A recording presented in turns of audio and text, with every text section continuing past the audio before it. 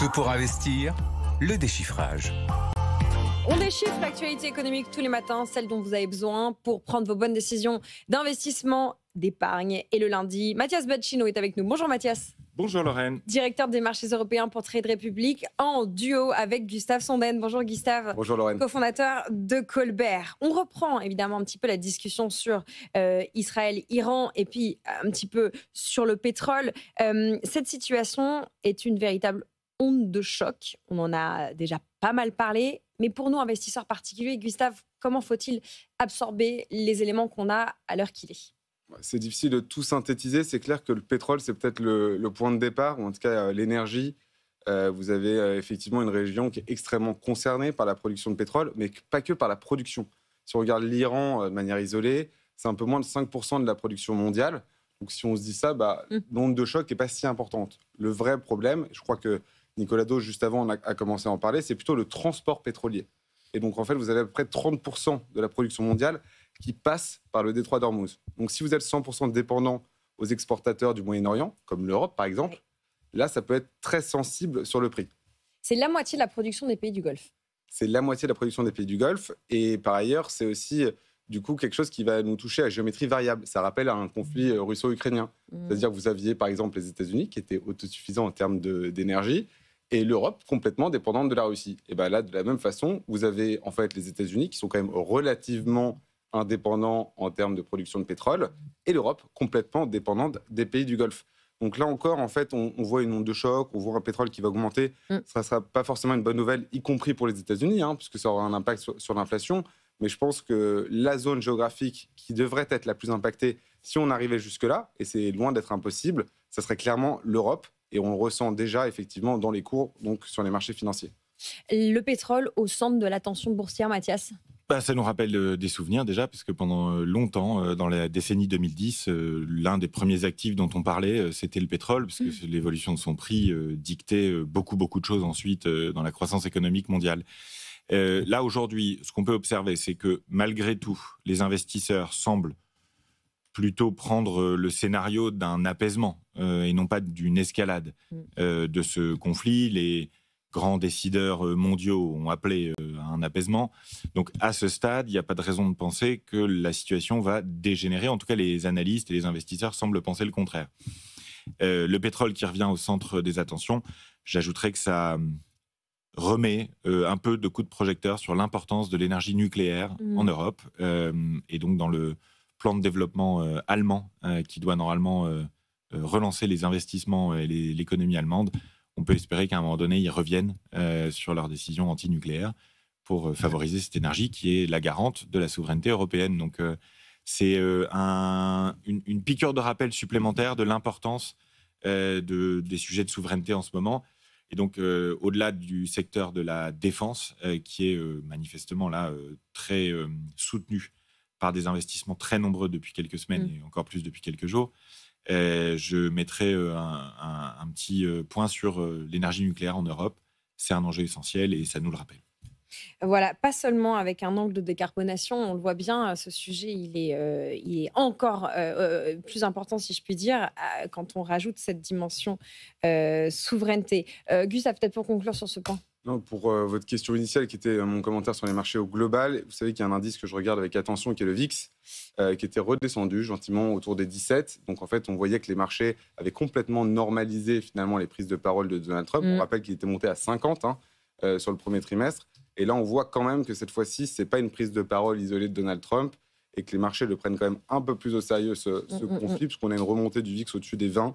Donc là aussi, c'est un bon indicateur si vous voulez vraiment suivre justement l'ampleur de cette onde de choc pour revenir au titre. Du pétrole à l'aviation, il n'y a qu'un pas. Vous le savez, c'est le salon du Bourget qui se tient aujourd'hui d'ailleurs, donc on reparlera aviation et spatiale un petit peu plus tard dans l'émission. Les compagnies aériennes sont sous pression. Ça aussi, d'un point de vue boursier, ça nous concerne et ça vous occupe, Mathias. Oui, les compagnies aériennes et d'ailleurs les fabricants aussi sont sous pression. Donc, On devait avoir une année de tous les records pour le transport aérien. On s'attendait à une forte hausse de plus de 8% du trafic mondial et de la demande. Finalement, depuis un mois à peu près, les anticipations ont été revues quand même bien à la baisse, entre autres du fait de la baisse prévue du fret aérien, du fait de la guerre tarifaire, donc une conséquence supplémentaire de la guerre tarifaire. Là, ces derniers jours, on a eu évidemment l'impact du conflit Iran-Israël, donc avec une baisse d'à peu près 5% des compagnies aériennes vendredi. On a évidemment Boeing qui est sous pression de nouveau après l'accident terrible d'Air India d'il y a quelques jours. Donc, et Airbus qui ne va pas battre ses records cette année avec des analystes qui repassent soit à allégé, soit à la vente sur Airbus aussi. Donc on a un secteur qui globalement est plutôt sous pression du fait de la guerre tarifaire, pression encore accrue par le conflit Iran-Israël et la hausse des prix du pétrole et donc des coûts d'essence pour le transport, de carburant pardon, pour le transport aérien. Donc de manière générale, on a un secteur qui était attendu dans une très belle année et qui finalement fait une année plutôt mitigée pour l'instant. Donc à surveiller bien sûr, parce que si la démondialisation, en tout cas la baisse des transports de fret et des transports de passagers liés à la guerre tarifaire de Trump venait à s'accentuer, ça pourrait être assez négatif pour le secteur. Donc à surveiller. Gustave ? Effectivement, je pense que la bonne nouvelle pour le secteur, c'était le prix du pétrole depuis le début de l'année, qui était plutôt favorable. On sait que c'est un élément hyper important justement dans le marché de l'aviation et dans le transport au général. Et c'était un peu le booster. Et effectivement, ce booster semble largement perturbé pour les mois à venir. On reparlera de Total Energy d'ailleurs tout à l'heure, oui. De manière plus anecdotique, on peut aussi citer le fait que les compagnies low cost soient sous pression sur leurs marges, puisqu'elles ne pourraient plus bientôt surfacturer les bagages cabines en paiement en dernier moment. Je pense qu'on a tous été au moins victimes une fois de ce type de 70 € en plus, 100 € en plus au dernier moment. J'ai vu que la Cour européenne, je crois, était dessus, et donc ça pourrait faire pression sur leurs marges aussi, et un peu moins de pression sur les voyageurs. Qu'est-ce qui resterait comme compagnie aérienne si ça devait passer au niveau de l'Europe ? Profitez de votre été peut-être, si vous aimez voyager en low cost. Bon, Mathias, gardez la parole. On va parler de la tech américaine. Alors vraiment, on n'en parlait plus du tout depuis quelques semaines. C'est le retour de la tech US. Enfin, en tout cas, disons qu'on peut rezoomer un petit peu dessus. Qu'est-ce qu'il faut retenir peut-être sur les performances de la semaine passée ? On ramène ça à nous, en dehors du contexte géopolitique. C'est vrai que depuis le début de l'année, les 7 magnifiques et de manière générale, le secteur de la tech américaine était plutôt boudé par les investisseurs. On avait eu une explosion en 2024 qui s'était un peu calmée là, sur le début de l'année. Et là, on a fait un peu le ménage. Et il y a très clairement des gagnants et des perdants. On y voit de plus en plus clair de ce côté-là et toujours le point d'interrogation. Donc les gagnants, on les a vus, c'est Google, c'est Meta, c'est Amazon aussi récemment. On a vu Oracle faire des très belles performances aussi, qui n'est pas dans les 7 magnifiques, mais qui est vraiment pas loin, qui est peut-être le 8e, faire de très très belles performances la semaine dernière, entre autres dans son développement dans le cloud. On a vu évidemment Tesla faire les montagnes russes, être très perdant en ce début d'année, puis remonter sur les perspectives du robotaxi, puis rebaisser sur la dispute entre Trump et Musk, et là remonter sur les perspectives du robotaxi. Donc Tesla, très volatile. Faites évidemment attention à ne pas spéculer sur ce titre, c'est extrêmement difficile actuellement.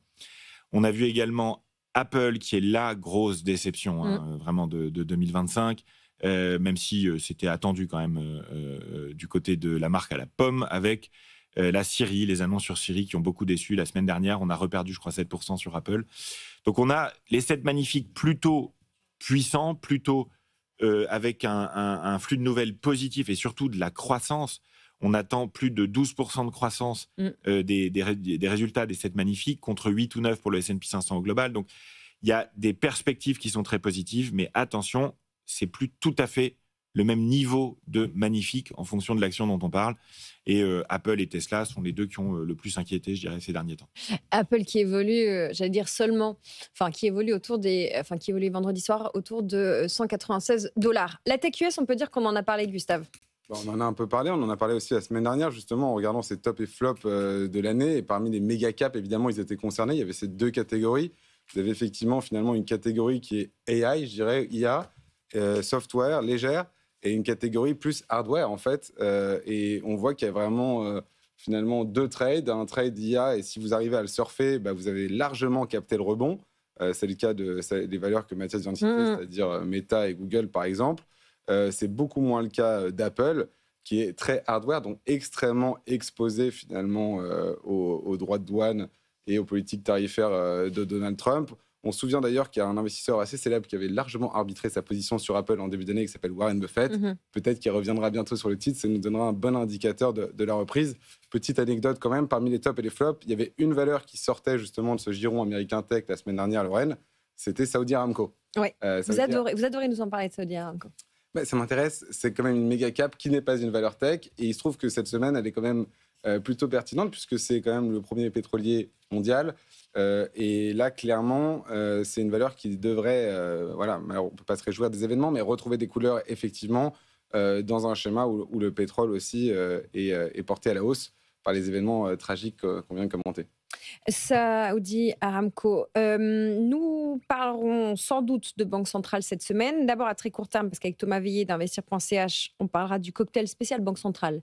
Un peu de pétrole qui monte, un peu d'inflation et un peu d'instabilité géopolitique. Ensuite, parce qu'il y a un gros agenda de réunions. La Fed se réunit mercredi, même si on n'attend aucun changement.